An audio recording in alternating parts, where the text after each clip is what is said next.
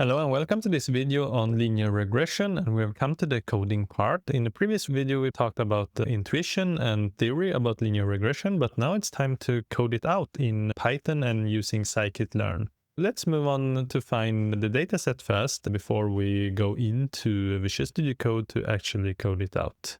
I'm here in Stat Learning ISLR homepage, and inside of the resources we can find datasets here. In the datasets, I'll use this advertising.csv, then just download it and then place it into your folder, and let's start. Here I am in Studio Code, and you can see I have this advertising CSV. You can take a look at it, open preview. In order to have the open preview, you need to have Excel Viewer extension installed. With that, you can see here we have TV spending, and we have radio spending, we have newspaper spending, and then we have different sales on this column here. As you can see now, we have 3 features and 1 label. If it's the sales that we want to predict, then the sales is the label, while TV, radio, and newspaper are features. And you remember from this is a multiple linear regression. If we use 2 or more features, then we have multiple linear regression. If we just use 1 feature, we get simple linear regression. But we'll use multiple features. Let's take a look. We'll work with this dataset to do some short explorations. Let's create a new terminal first. And here, let's do like this to create my virtual environment, and then source.bin activate, pip install. What do I want to install? I want to install learn to work with this dataset. Then I want to install pandas. I want to have seaborn as well, or actually I don't need seaborn. I will start with these 2. Yes. Now let's move on to creating, let's see, linear regression. Okay, save this one. New markdown. Linear regression. Like this. And here I'll have Python environment. I'll choose this virtual environment that we just created. I want to close off this. I don't want to use Copilot as it disturbs me. Okay. Let's start with importing Panda. We'll close this terminal as it's not needed anymore. And then let's do df equals to pd.read CSV. And I want to read this advertising.csv. df. Yeah, I need to have kernel. Forgot that. My virtual environment is activated. Install ipykernel. Yes. Okay, close down. Rerun. Actually, I need to restart it. Restart it and run. df. Yeah, first time it takes a little bit longer time, and that is totally fine. Advertising.csv. Yes. Okay, and you can see unnamed 0 there. Actually, I want to have index call equals 0. And run it, and you can see it. And that we get this as index, and we get these features here. We have 3 features and 1 label here. Okay, let's move on. We can take some to understand the dataset a little bit. df.shape. You can see this is 200,4. Let's continue running here. We have 200 samples, we have 3 features, and we have 1 label. That is basically what this means. And I won't do exploration of the data, I won't do EDA, but that is a good thing to do. We have dependent variable and independent variables. The dependent variables are the label, and the independent variables are the features. Basically what we do now is that we pick out all our variables and place it into our x, y. All the features is in the x and the label is in the y. Comma axis equals to 1 or columns. And then we do df of sales like this. This is tuple unpacking. X will look like this. We can do x.head. We can see X is the features. This is the feature matrix or the feature data frame. We have all the features. We have Y as a series, NumPy, not NumPy, it's Panda series. That is important. Okay, we can do .head as well, like this. Now we have our table, we have our features, and we have our labels. And I use X and Y, not because it's very readable, but because it's a convention. But because like machine learning is based on mathematics, and in mathematics you use the design matrix, or you use the feature matrix as X, capital X, and Y as the target variable, and usually it's a vector. And also when scikit-learn has designed, it uses these variables as conventions. We'll stick with it, that it looks similar to the documentation. Basically, when you have this, the scikit-learn, I will show you the scikit-learn steps, and these can be used throughout most of the algorithms. This is called scikit-learn steps. And basically what it does is that I'll copy it here for you. Okay, we start with train, test, split. In some cases, you need train, validation, test, split. And that is when you want to tune hyperparameters. You scale the dataset using different types of scaling algorithms. The most important thing is that you scale and the training data, the test data to the training data to avoid data leakage. Then you fit the algorithm to the training data, you transform the training data, and you transform the test data, and then you calculate evaluation metrics. Later on, you can store your model and deploy it. You can reload it to reuse it elsewhere. That will come later on in this course. Starting with this step here, train split. From sklearn.model selection, import train test split. This is very important. Xtrain, Xtest, Ytrain, Ytest come in the right order. Otherwise, you will get wrong results. Let's copy that one. Okay, this means that you have Xtrain. Like this, we have test size, the default as 1/3, and we have a certain random state. For our case, depending on test size, says like 33% is the test size, and the rest is for the training. You can say Xtrain is 134. And then you have Xtest. We have divided our data into train, test, using train, test, split. We have Xtrain, Ytrain, Xtest, Ytest. Let's move on to the second step. We'll do feature scaling. Why do we do scaling? It's because many algorithms require the data to be scaled in a certain way. It could be scaled from something called min-max scaling from 0 to 1. And another common scaling is the feature standardization, where the data will become normally distributed around a center of 0. Then you'll have standard normal distributed data. That is feature standardization. Like a lot of algorithms work better with standardization or with scaling.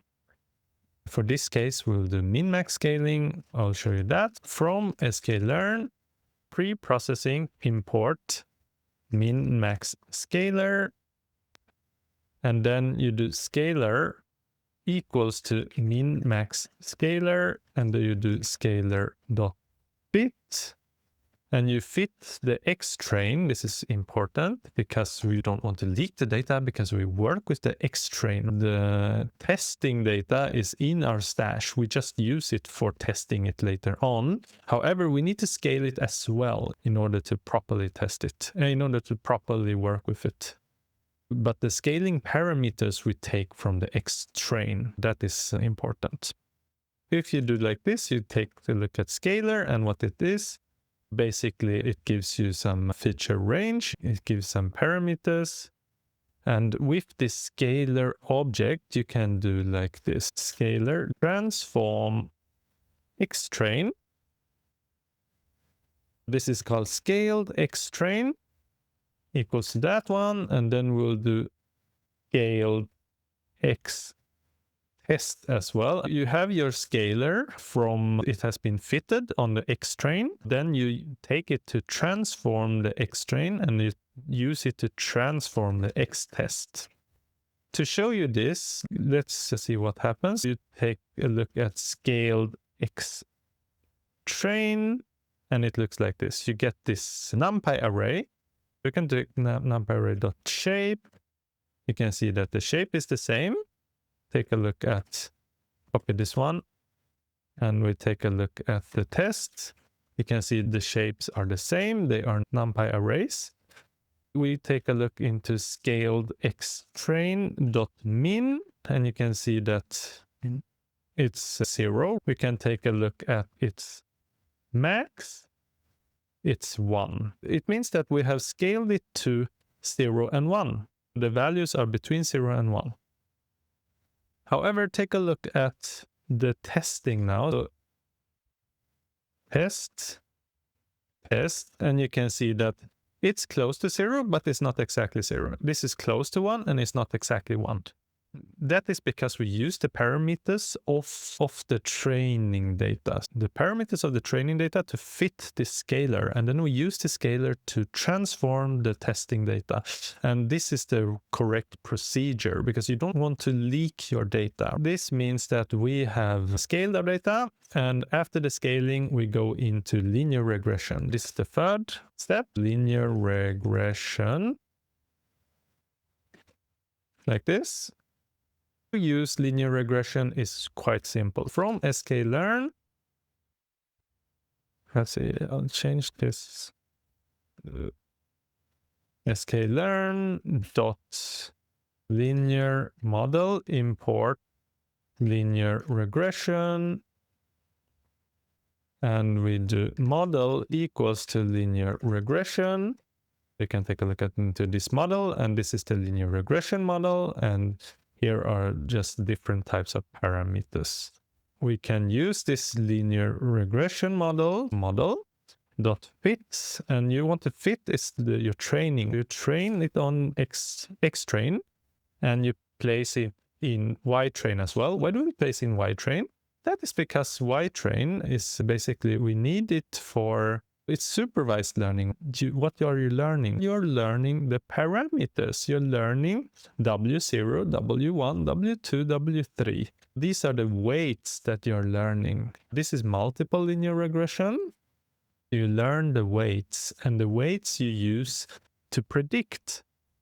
That is the way it works. Now we train it, model.fit. And then we can take a look into model.coefficient. We get this coefficient here after we've done model.fit. It has trained on the scaled X train and the Y train, which was the label. We put in the features, the labels, and we get the result. And we can see the coefficients here. We see here is that they have more weight on the first, which is we had TV first, and then we had radio as the second, and the newspaper as the third one. You can see that more weight is placed on TV and radio and less on the newspaper. These will affect it affects more to the result of the prediction. With this, we can go into number 4 here. We will test this out. Let's see. In order to test, I forgot to show you the model.intercept as well. This is the interception. This is W0, or when it's the intersection of the y-axis when x equals 0, or when all other features are 0, then we have this value. These are important things to note. And then with this, we can show an example of how to do a prediction. To predict, we do like this, prediction. And in order to predict, we take an example here. We can take scaled x-test of 0, and this is the value of that one. And then we call it test sample features. This is one sample. Here, in order for it to work, we need to have it in the same shape as the label. This is the test sample features, and then we can take the test sample target equals to y test dot values of 0. You can see that this is the target value here. Now we can do a prediction. We do basically like this. And the prediction is model, the one that we have trained, dot predict, and we put in the test sample. And then you can see that there's a value error, and the value error says that expected 2D array got 1D array instead. This is a one-dimensional array, but it requires a two-dimensional array. And for that, we can do like this. We can just do dot reshape on this test sample feature, and we do 1, -1. And what this does is that we get another, this is a NumPy trick to do this, and we get another dimension here. We reshape this one into, we get it into 1. I'll show you how it looks like. If we take test sample features dot shape, you can see that it's 1, 3. Now it's two-dimensional. Before it was just 3, it was one-dimensional before. Now it's two-dimensional because this requires two-dimensional because we have trained it on two-dimensional. Okay, then we can just run this one. And we see that we get the result, 16.58 something. And what can we take? We can take the y test. Let's see, test sample target. And we can see that it's 16.9. This is the actual value, and this is what we have predicted. This we have predicted on one value. Now that this was prediction on one value, but we will want to predict on the test data. Prediction on test data. On all the data, we can do that by doing ypred equals to model.predict. And now I will just place it in the scaled x test. As when we predict, we'll get y values, we'll get ypred. Ypred is basically like this. If I take the shape, you can see that this is 66. If we take y test.shape, it should be 66 as well. If we take a look into ypred, let's take a few of them, say 10 values, and we can take or 5 values, and we can take a look into y test and take a look into those 5 values, dot values. And you can see the thing is you want to compare this one to this one, the second one to the second one, the third one to the third one, the fourth one to the fourth one, etc. to see how good our measure is, how good our algorithm is. To do that, we do some evaluation, and this is the last step, evaluation. And the evaluation, there is a few of them. I'll copy this part from the lecture note. Basically, you have mean absolute error, you have mean squared error, and you have root mean squared error. These are used to give some measurement. And the one that is easier to interpret is root mean squared error. But you can look into all three of them, and I'll show you how to do that. In order to do that, we'll start with taking this from sklearn.metrics. Import mean absolute error and mean squared error. Mean absolute error, I will give you some intuition of how that works, is that you take a look into the actual value of y test, and then you take it minus each of the point of the prediction of y, and then you take the absolute value of that and you sum them together and divide it by the number of value. You get the mean, and it's the absolute value. This is what it means. And then you have mean squared error. And what it means is that you take the square of the differences. And why do you do the square of it? Because it punishes large errors when the units are in square. When you have large errors, like a large deviation, this will punish it. It will make the model look worse, and that's the idea. But it's hard to interpret this as the units is in squared instead of the actual units. What you do is that you take the square root of it, you get the root mean squared error. This has the same unit as mean absolute error, but it punishes large deviations. That's the idea. What you do is that you import this mean squared error and you just take it out like this. MSE, mean squared error, mean squared error of y like this, and then you have MAE equals mean absolute error of y test comma y. Okay, let me see that it looks like this. Y true and y. Okay, good. And then we have RMSE equals p dot squared. Let's see, then we need to import numpy as np, numpy not square root MSE. Then we have RMSE, and then we can basically just print that. We can print f string MSE equals, I'll copy this a few times, MAE, MSE, RMSE, like this. And we can do colon point 2f. Copy this one, copy this one. Okay, like this.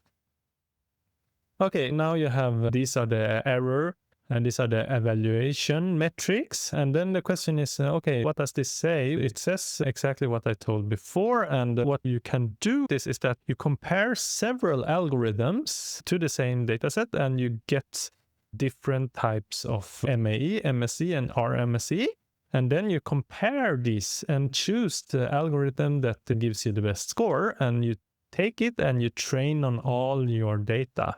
That is the idea. And then you take that model and use that for production. Does that make sense? Okay, in this video, we've gone through the coding part of using Learn to work with linear regression example. And here I showed you all the different, or most of the major part of the learn steps that needs to be taken in order to train the model and do the prediction. We need to start with splitting the model and then scaling the data and make sure to not leak the data. And then after scaling, we did the training on the scale train data. And then afterwards, we did prediction on one sample to show you how it is done. And then we showed using prediction on the whole test data set. Afterwards, taking a look into the evaluation metrics for for the regression. This is what we have done in this lecture, and I hope that it was helpful for you and you learned a lot. See you in the next one. Bye.